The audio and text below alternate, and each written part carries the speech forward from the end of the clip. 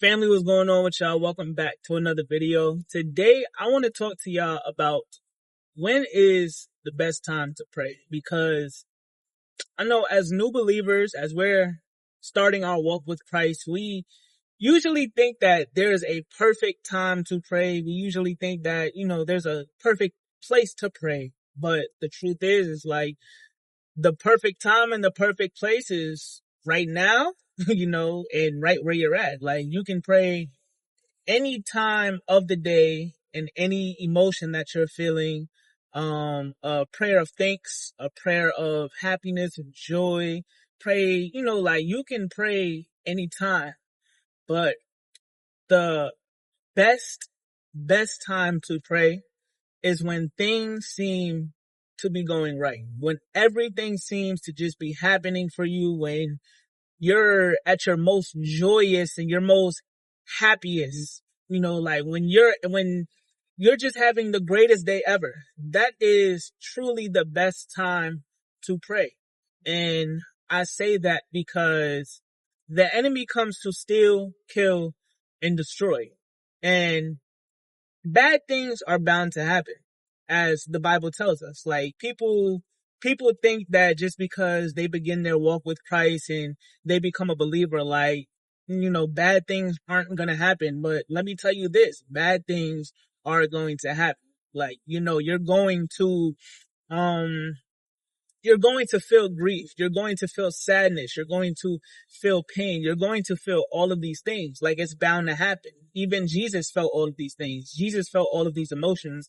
And, like you have to go through these things because it's what builds you up. It's what gives you the endurance. It's what gives you the faith to keep on going, to keep on believing for better things. But the best time to pray is when you're the most happiest, when you're the most joyous, like when you feel like you're on top of the mountain. And I say that because, as I said, the devil comes to steal, kill, and destroy. So anytime you're at your happiest moment, anytime you're feeling the most joyous, you feel like you've accomplished so much and you've seen success and you just feel so happy and thankful. The enemy is lurking. Like he is looking for something to bring you down. He is looking for something to steal your joy. He is looking to do something to get you to stop trusting God and stop believing God. He is looking for something to bring down your happiness and your emotions. Like he is looking to do something to you, whether that may be to you physically, mentally, emotionally, or to somebody that you love. Like, when you're financially stable, when you seem like to have everything, your bills are paid, like you have a great paying job or a business or anything like that, that's the best time to pray for those things. When you and your spouse seem to just be in full bliss and everything seems to be going right, you guys haven't argued or anything like that, that's the best time to pray. Like when you are succeeding in everything and achieving great things in your life and like you're just reaching new heights, that's the best time to pray.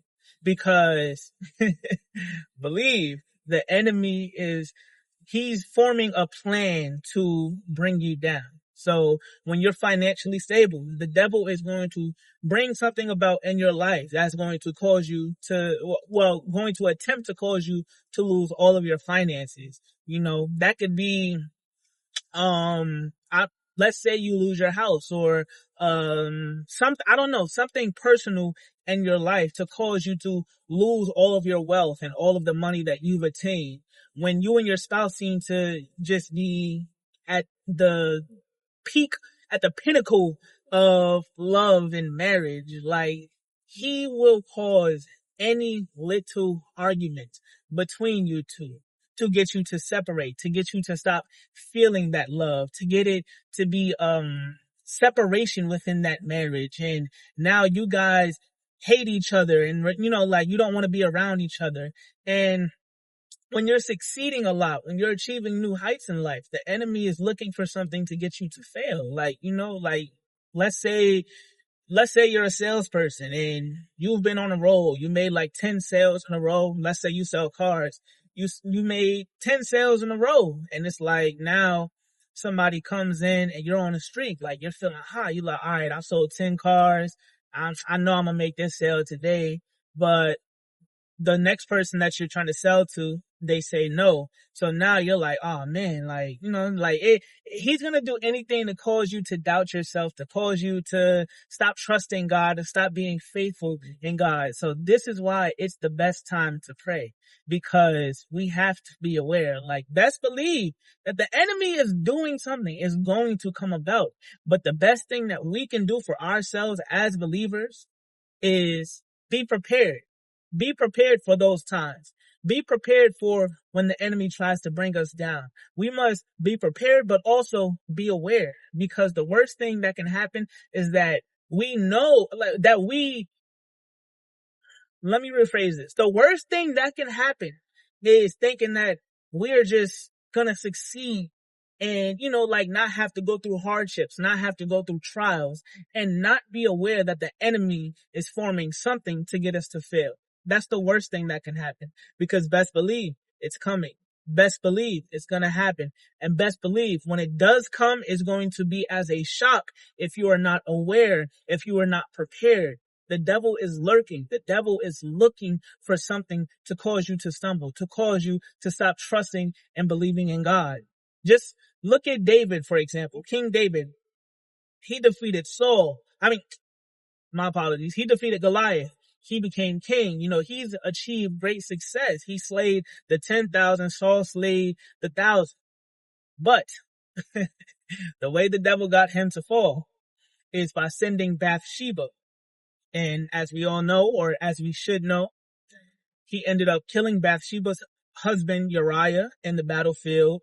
And he ended up sleeping with her, having a son, and he sinned against God.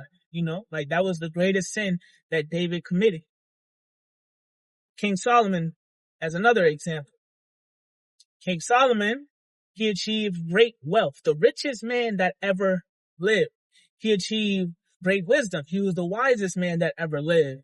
And the way the enemy got him to fail, to fall, and to stumble is by sending beautiful women his way.